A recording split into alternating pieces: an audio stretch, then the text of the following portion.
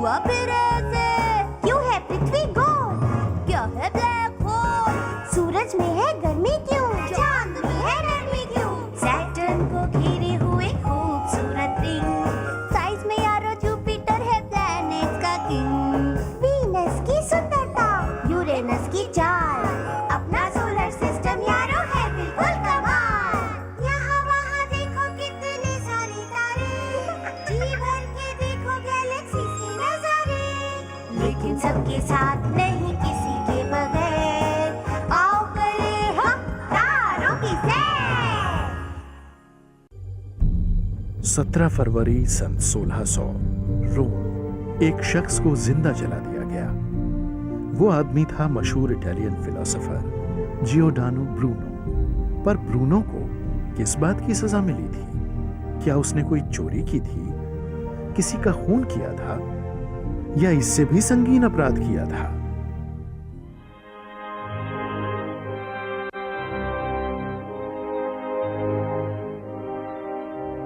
जियोडानो Bruno 16वीं सदी के मशहूर इटालियन फिलोसोफर थे। वो हेलियोसेंट्रिज्म और ब्रह्मांड की अनंतता के प्रचारक थे। उनका कसूर सिर्फ ये था कि उन्होंने अपने समय से बहुत आगे की सोच सामने रख दी थी। 16वीं सदी के इस इटालियन स्कॉलर जियोडानो ब्रूनो ने अपनी book on the infinite universe and worlds में लिखा था, अनगिनत सूरज हैं और अनगिनत पृथ्वियां जो अपने अपने सूरज के इर्द गिर्द ठीक उसी तरह चक्कर लगा रही हैं जैसे कि हमारे सातों ग्रह। हमें सिर्फ सूरज नजर आते हैं क्योंकि ये बहुत बड़े और चमकदार हैं, लेकिन उनके इर्द गिर्द चक्कर लगा रहे ग्रह हमें नजर नहीं आते क्योंकि वो छोटे हैं और कम चमकदार। हमारे ब्रह्मांड के अनगिनत संसार न हमसे बेहतर हैं और न ही हमसे कम आबादी वाले।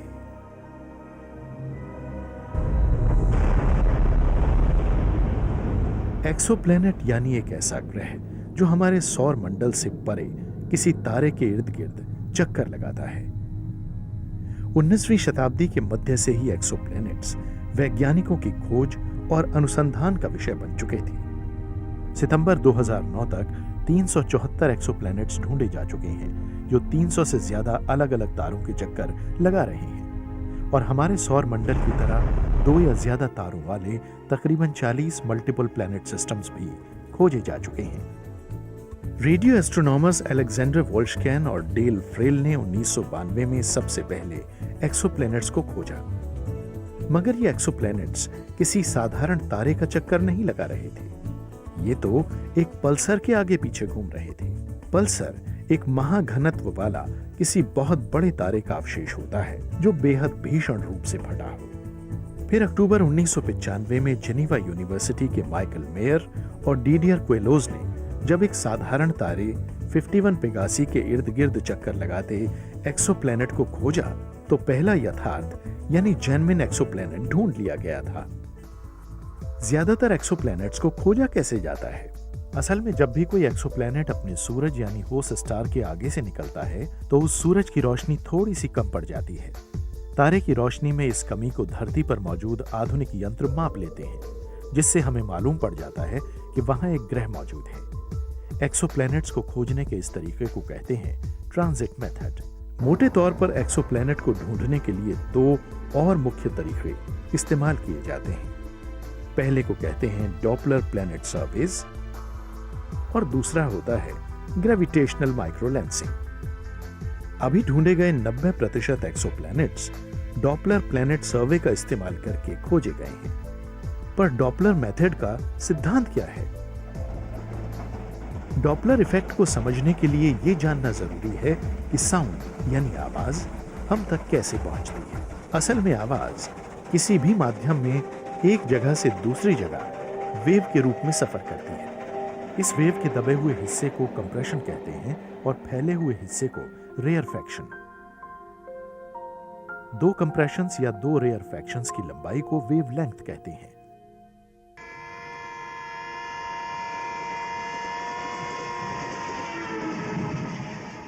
मान लीजिए आप किसी रेलवे स्टेशन पर खड़े हैं और एक इंजन सीटी बजाते हुए आपकी ओर आ रहा है। जैसे जैसे वो आपकी तरफ आता रहता है, आवाज का तारत्व, जिसे हम पिच कहते हैं, बढ़ता जाता है।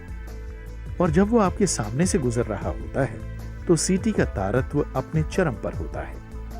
फिर जैसे जैसे वो आपसे दूर जाता रहता है, सीटी की पिच कम होती रहती है और फिर गायब हो जाती है।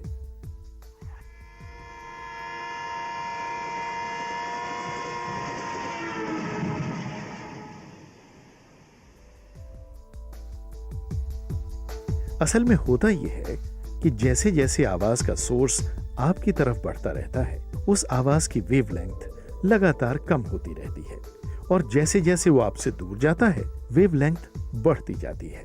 सोर्स आवाज की वेवलेंथ के इस बदलाव को डॉपलर शिफ्ट कहते हैं। ठीक ऐसा ही होता है रोशनी के साथ, जो कि 7 रंगों के समूह वाली एक वेव है। हर तारा अपने इर्द गिर्द चक्कर लगा रहे ग्रह पर गुरुत्व बल डालता है और वो ग्रह भी उस तारे को अपने गुरुत्व बल से प्रभावित करता है। तारे पर ग्रह के गुरुत्व बल की बदौलत तारा स्थिर नहीं रह पाता और लगातार एक छोटे से ऑर्बिट में घूमता रहता है।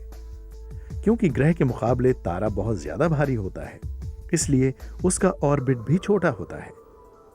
हर स्टार प्लैनेट सिस्टम में तारा और ग्रह अपने संयुक्त सेंटर ऑफ मास के इर्द गिर्द यूं ही घूमते रहते हैं। तारे की स्थिति में बदलाव के कारण उससे निकलने वाली रोशनी की वेवलेंथ में भी बदलाव होता है। यानी जब वो हमसे दूर जाता है तो उससे निकलने वाली रोशनी की वेवलेंथ बढ़ जाती है, जो दर्शाती है लाल रंग को। जब वो हमारी ओर आता है तो उससे निकलने वाली रोशनी की वेवलेंथ कम हो जाती है और कम वेवलेंथ की रोशनी नीले रंग को दर्शाती है। तारे से निकलने वाली रोशनी की वेवलेंथ में इन्हीं नियमित बदलावों को कहते हैं डॉपलर शिफ्ट्स। ये डॉपलर शिफ्ट्स हमें स्पेक्ट्रोस्कोप से पता चलते हैं। स्पेक्ट्रोस्कोप एक ऐसा apparatus होता है जो रोशनी यानी लाइट के कंपोनेंट्स मतलब घटकों को अलग करता है। अब आप अपनी टीवी स्क्रीन पर दिखाई गई तीनों तस्वीरों को ध्यान से देखिए। इन तस्वीरों में गैलेक्सी से आती हुई रोशनी की स्पेक्ट्रम दिखाई गई है। इसमें काली लाइन किसी एक एलिमेंट को दर्शाती है। पहली तस्वीर में काली लाइन की पोजीशन साधारण अवस्था में दिखाई गई है। दूसरी तस्वीर में वही काली लाइन लाल रंग की तरफ सरक गई है, क्योंकि गैलेक्सी पृथ्वी से दूर जा रही है। वहीं तीसरी तस्वीर में काली लाइन नीले रंग की तरफ सरक रही है, क्योंकि गैलेक्सी पृथ्वी की तरफ आ रही है। यही सिद्धांत है डॉपलर प्लैनेट सर्विस का, जिसका इस्तेमाल किया जाता है नए एक्सोप्लैनेट्स को खोजने में। 1995 में खोजे जाने वाला सबसे पहला एक्सोप्लैनेट डॉपलर सर्वे की बदौलत ही खोजा जा सका। मगर डॉपलर और ट्रांजिट मेथड्स की एक बहुत बड़ी कमी है। इन तरीकों से सिर्फ उन ग्रहों को खोजा जा सकता है जो विशाल होते हैं और जो अपने सूरज के पास ही उसके इर्द गिर्द घूमते हैं। अपनी पृथ्वी जैसे छोटे और ठंडे ग्रह इन तरीकों से पकड़ में नहीं आते, क्योंकि इन ग्रहों की वजह से होने वाली डॉपलर शिफ्ट बहुत ही कम होती है। ग्रहों को खोजने के एक और तरीके को एस्ट्रोमेट्री कहते हैं। अन्य तारों की पृष्ठभूमि यानी बैकग्राउंड में घूमते हुए किसी ग्रह के गुरुत्वाकर्षण प्रभाव के कारण तारे की स्थिति में बदलाव होता है। तारे की स्थिति में इसी बदलाव से एक्सोप्लैनेट की मौजूदगी का पता लगा लिया जाता है। साधारण तौर पर ये तारे हमें स्थिर नजर आते हैं, क्योंकि ये हमसे बहुत दूर हैं। कैसे ढूंढें उन एक्सोप्लैनेट्स को जो हैं ठंडे, छोटे और अपने सूरज से ज्यादा दूर हैं? घबराइए नहीं, जवाब देंगे हम हर एक सवाल का। 1916 में सुप्रसिद्ध वैज्ञानिक एल्बर्ट आइंस्टाइन ने दुनिया के आगे थ्योरी ऑफ जनरल रिलेटिविटी का सिद्धांत रखा। इस थ्योरी के अनुसार जब भी रोशनी किसी हाई मास यानी ज्यादा द्रव्यमान वाली वस्तु के पास से गुजरती है तो वो थोड़ा झुक जाती है। जितना ज्यादा वस्तु का द्रव्यमान, उतना ज्यादा रोशनी का झुकाव। एक ऐसे तारे की कल्पना कीजिए जो हमारे सूरज से ढका हुआ है, बस मात्र ढका हुआ। साधारण परिस्थिति में सूरज के बीच में होने के कारण ऐसा तारा नजर नहीं आएगा, मगर आइंस्टाइन के अनुसार सूरज से ढका होने के बावजूद वो तारा हमें नजर आना चाहिए। क्यों? सूरज के गुरुत्वाकर्षण की बदौलत, जो उस तारे से आ रही रोशनी की किरणों को थोड़ा झुका देता है। और हमें वो तारा नजर आ जाता है। मगर क्या हम दिन में तारे देख सकते हैं? नहीं, क्योंकि सूरज के प्रकाश में हमें तारे नजर नहीं आते। हाँ, अगर पूर्ण सूर्य ग्रहण हो तो बात दूसरी है। 29 मई 1919 को जब कुछ समय के लिए चांद ने सूरज को ढका, तो प्रसिद्ध साइंटिस्ट सर आर्थर एडिंगटन और उनकी टीम ने न सिर्फ सूरज के आसपास मौजूद तारों को देखा, बल्कि उनकी तस्वीरें लेकर उन तारों की स्थिति भी नापी। जब उन्होंने तस्वीरों का अध्ययन किया, तो आइंस्टाइन की थ्योरी ऑफ रिलेटिविटी द्वारा किए गए दावों को एकदम सही पाया, जिसके अनुसार जब भी रोशनी किसी ज्यादा द्रव्यमान वाली वस्तु के करीब से होकर गुजरती है तो वो थोड़ा झुक जाती है। इसको हम ग्रेविटेशनल माइक्रोलेंसिंग कहते हैं। एक्सोप्लैनेट्स को खोजने में इसी सिद्धांत का इस्तेमाल किया जाता है। एडिनबर्ग, स्कॉटलैंड के इंस्टीट्यूट फॉर एस्ट्रोनॉमी में डॉक्टर आयन बॉन्ड ने ये करिश्मा कर दिखाया था। Prime Minister Narendra Modi has launched a nationwide campaign to encourage people to inculcate physical activity and sports in their lives, named the Fit India Movement. He chose the National Sports Day to launch this movement. Fitness is not something for which you have to always make extra efforts. It is something which should be embedded to your routine walk of life. So fitness is easy, it could be joyful, and you can do anywhere, anytime. एक स्वस्थ परिवार, एक स्वस्थ व्यक्ति, एक स्वस्थ समाज ही आगे देश को बढ़ा सकता है। तो फिट है तो माइंड हिट है। When a woman changes, the society changes. How do we make our women aware about fitness regime? बच्चों को खेलने के लिए डांस, ये फिजिकल लिटरेसी या एक्टिव लाइफस्टाइल के लिए बच्चों को प्रेरित करना चाहिए। देखिए, फिटनेस एक शब्द नहीं है, फिटनेस एक जीवन का उद्देश्य है।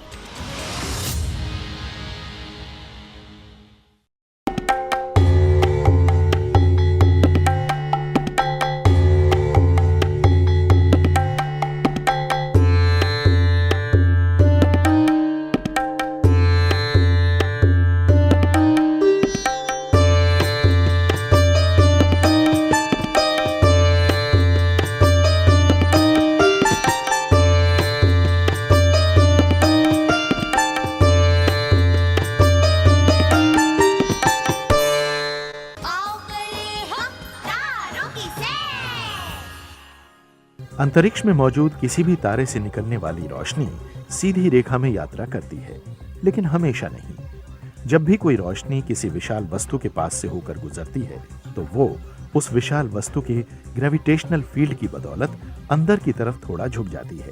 नतीजतन ग्रेविटेशनल फील्ड प्रकाश को कॉस्मिक मैग्नीफाइंग ग्लास की भांति मोड़ देता है। एस्ट्रोनॉमर्स इसे ग्रेविटेशनल लेंस कहते हैं। वैज्ञानिक इस प्रक्रिया को माइक्रो लेंसिंग कहते हैं। जब कोई धुंधला तारा दूरदराज के किसी तारे के सामने से गुजरता है, तो दूर के तारे की रोशनी में थोड़ी सी बढ़ोतरी नजर आती है। तारे से आने वाली बढ़ी हुई रोशनी का पता फोटोमीटर के ग्राफ से लगता है। अगर उस नजदीक के तारे का कोई ग्राफ है, तो दूर के तारे के प्रकाश में 2 बार बढ़ोतरी होगी। ग्रेविटेशनल माइक्रोलेंसिंग द्वारा रोशनी में हो रहे बदलाव के जरिए ही एस्ट्रोनॉमर्स ये बता सकते हैं कि एक छोटे धुंधले तारे के पास एक छोटा धुंधला साथी है, एक ग्रह है। माइक्रोलेंसिंग से हम उन वस्तुओं को आकाश में खोज सकते हैं जो साधारण तौर पर अंतरिक्ष की विशालता में कहीं खो जाते। सिर्फ 2003 में ही एस्ट्रोनॉमर्स ने 500 से ज्यादा ग्रेविटेशनल लेंसिंग की घटनाएं दर्ज कर ली थी। 2004 अप्रैल में पहली बार ग्रेविटेशनल माइक्रोलेंसिंग की टेक्निक का इस्तेमाल करते हुए एक एक्सोप्लैनेट खोजा गया। एडिनबर्ग, स्कॉटलैंड के इंस्टीट्यूट फॉर एस्ट्रोनॉमी में डॉक्टर आयन बॉन्ड ने यह करिश्मा कर दिखाया था। सेजिटेरियस कॉन्स्टलेशन में स्थित यह नया खोजा गया प्लैनेट स्टार सिस्टम हमारी पृथ्वी से 17,000 प्रकाश वर्ष यानी 17,000 लाइट ईयर्स की दूरी पर है। अभी तक ज्यादातर खोजे गए एक्सोप्लैनेट्स अपनी पृथ्वी से बहुत बड़े हैं, 100 गुना से 1000 गुना तक। पर क्या हमारे सौर मंडल से दूर, बहुत दूर कोई ऐसा ग्रह भी है जो बिल्कुल हमारी पृथ्वी जैसा हो? 13 जून 2005 को नासा के वैज्ञानिकों ने एक ऐसे एक्सोप्लैनेट को खोजने की घोषणा की जो पृथ्वी से सिर्फ 7.5 गुना बड़ा है। खोजा जाने वाला 155वां ये एक्सोप्लैनेट अपने स्टार ग्लीज 876 से सिर्फ 32 लाख किलोमीटर दूर है। अपने स्टार के इर्द गिर्द एक चक्कर ये सिर्फ 1.94 दिनों में पूरा करता है। मगर एक बहुत बड़ी प्रॉब्लम है।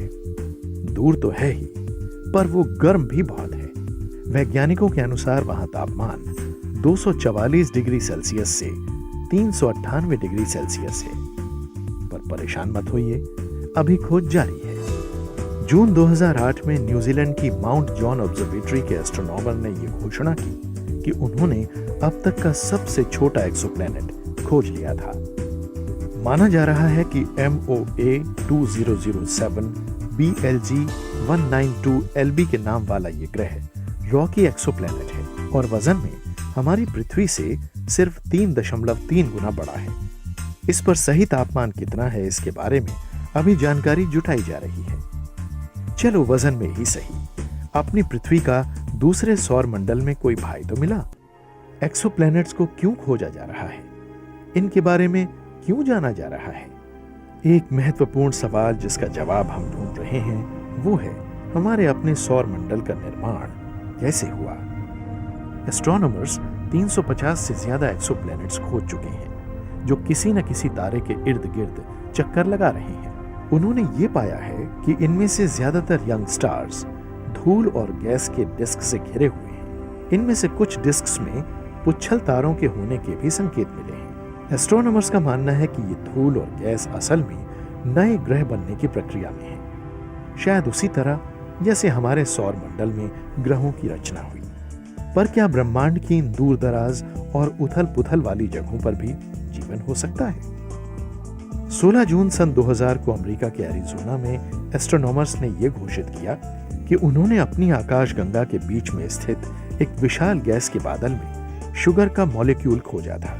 इसका यह मतलब था कि 26,000 प्रकाश वर्ष दूर स्थित सेजिटेरियस नाम वाले इस गैस और धूल के बादल ने जिंदगी का एक मीठा संदेश भेजा था। एस्ट्रोनॉमर्स तो इस बात से खुश थे कि इतनी दूर, इतनी ठंडी और इतनी कठिन परिस्थितियों में भी जिंदगी ने अपना रास्ता ढूंढ लिया था। असल में ग्लाइकोल एल्डिहाइड 8 एटम्स वाला मॉलिक्यूल है जिसमें कार्बन, हाइड्रोजन और ऑक्सीजन के एटम होते हैं और दूसरे मॉलिक्यूल्स के साथ मिलकर ये राइबोस और ग्लूकोज बना सकता है जो आरएनए और डीएनए के बिल्डिंग ब्लॉक्स हैं और आरएनए और डीएनए जिंदगी के बिल्डिंग ब्लॉक्स। वैज्ञानिकों का मानना है कि शुरुआती पृथ्वी पर मौजूद परिस्थितियां सेजिटेरियस जैसे धूल और गैस के इंटरस्टेलर बादल के काफी समान रही होंगी। इन बादलों का अध्ययन करके हमें यह पता लग सकता है कि हमारे ग्रह पर जीवन कैसे जन्मा होगा। 20 सितंबर 2008 को स्पेन के इंस्टीट्यूटो एस्ट्रोफिजिका डे कैनारियास यानी IAC के वैज्ञानिकों की एक टीम ने पेरिस और टेक्सास के वैज्ञानिकों के साथ मिलकर यह घोषणा की कि उन्होंने इंटरस्टेलर स्पेस में अब तक ढूंढे गए सबसे कॉम्प्लेक्स मॉलिक्यूल नेप्थलीन को खोज लिया था। नेप्थलीन मॉलिक्यूल कॉन्स्टलेशन पर्सियस के स्टार फॉर्मेशन क्षेत्र में पाया गया है जो अपनी पृथ्वी से 700 प्रकाश वर्ष दूर है। अगर अल्ट्रा वायलेट रेडिएशन से नेप्थलीन को गुजारा जाए और अमोनिया और पानी में मिला दिया जाए तो बहुत प्रकार के एमिनो एसिड्स बन सकते हैं और एमिनो एसिड से बनते हैं प्रोटीन्स जो हैं जीवन का आधार। माना जाता है कि नेप्थलीन जैसे मॉलिक्यूल्स ने पृथ्वी पर जीवन के पनपने में अहम भूमिका निभाई थी। इसीलिए हमें ये समझने में मदद मिलती है कि अपनी पृथ्वी पर जीवन की शुरुआत कैसे हुई और वो कैसे आगे बढ़ा। जीवन के साथ साथ हम भी अब आगे बढ़ते हैं। 4 मार्च 2009 को नासा ने केपलर स्पेस मिशन लॉन्च किया जिसका मुख्य उद्देश्य है दूसरे तारे के इर्द गिर्द चक्कर लगा रहे अपनी पृथ्वी जैसे और एक्सोप्लैनेट्स की खोज करना। एक और रिसर्च प्रोजेक्ट सेटी यानी search for extra terrestrial intelligence, एक ऐसा प्रोजेक्ट जिसमें वैज्ञानिक पृथ्वी से परे जीवन की खोज की जीतोड़ कोशिश में लगे हैं।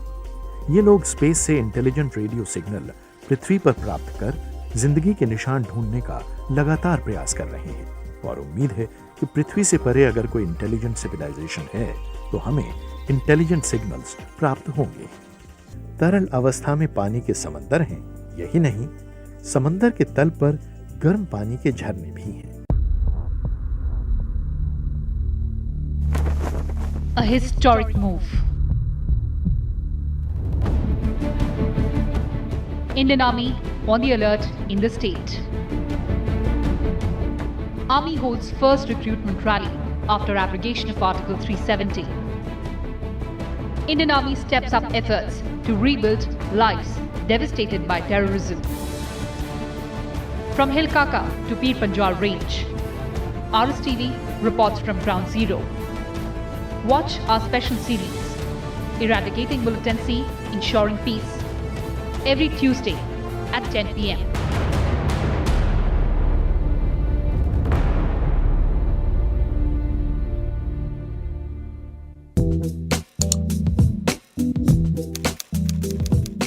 Million people have now given the thumbs up to Rajya Sabha television. RSTV's growth has been phenomenal, with the journey from 2 million to 3 million being completed in less than 6 months. That's over 6,200 new subscribers every day. Our online viewers are engaging with us more actively. Every day, thousands like, share and comment on our videos. So come and join this growing tribe of RSTV viewers and get ready for an exciting journey.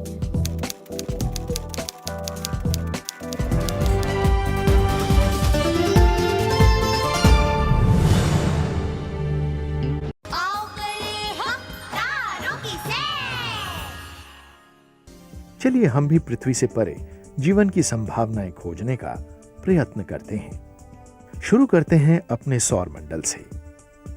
सौर मंडल में Rocky planets हैं और gas ग्रह। Gas ग्रहों पर रहना मुश्किल ही नहीं, असंभव है, क्योंकि वहां तो ठोस जमीन है ही नहीं।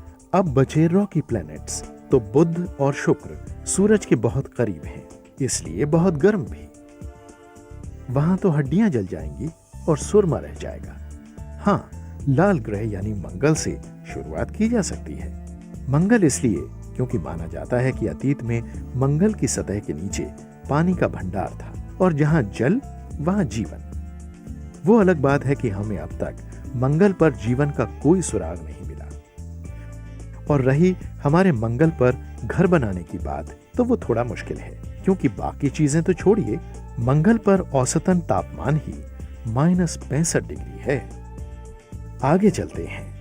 यूरोपा जुपिटर के 4 बड़े चंद्रमाओं में से एक है, क्योंकि यूरोपा पर माना जा रहा है कि ठोस सतह के नीचे तरल अवस्था में पानी के समंदर हैं। यही नहीं, समंदर के तल पर गर्म पानी के झरने भी हैं। मगर यूरोपा की सतह पर औसत तापमान है -170 डिग्री सेल्सियस। इसलिए वहां पर जीवन की संभावनाएं तो फिलहाल सुकड़ी हुई लगती हैं। और आगे चलते हैं एक्सोप्लैनेट्स पर। हालांकि आज तक 350 से ज्यादा एक्सोप्लैनेट्स खोजे जा चुके हैं, मगर इनमें से किसी में जीवन का कोई संकेत नहीं मिला है। जीवन तो छोड़िए, जीवन वाले ग्रह यानी अपनी पृथ्वी के साइज का भी एक ही एक्सोप्लैनेट मिला है, और उस पर जीवन के संभव होने का कोई सुराग नहीं है। असल में किसी भी ग्रह पर जीवन का पनपना इस बात पर निर्भर करता है कि वो कैसे तारे के इर्द गिर्द चक्कर लगा रहा है। अगर वो तारा एक्सरेज जैसी नुकसान देने वाली किरणें छोड़ रहा है, तो उन ग्रहों पर जीवन का उभरना नामुमकिन है। साथ ही ये बात कि क्या उस ग्रह पर हाइड्रोजन और हीलियम के अलावा कार्बन, ऑक्सीजन, नाइट्रोजन और आयन जैसे भारी तत्व मौजूद हैं, जो जिंदगी के जन्म लेने के लिए अति आवश्यक हैं। अगर नहीं, तो वहां पर जीवन की संभावनाएं लगभग खत्म हो जाती हैं। मगर जिस तेजी से नए नए एक्सोप्लैनेट्स खोजे जा रहे हैं, क्या पता कहीं जीवन हमारा इंतजार कर रहा हो। इस अंतहीन ब्रह्मांड के रोज नए नए रूप हमें नजर आ रहे हैं, हर रूप अपने आप में अद्भुत। एक प्रसिद्ध अंग्रेज साइंटिस्ट जेबीएस हेल्डन के अनुसार, not only is the universe stranger than we imagine, it is stranger than we can imagine. यानी ये जो ब्रह्मांड है, ये हमारी कल्पनाओं से भी परे है।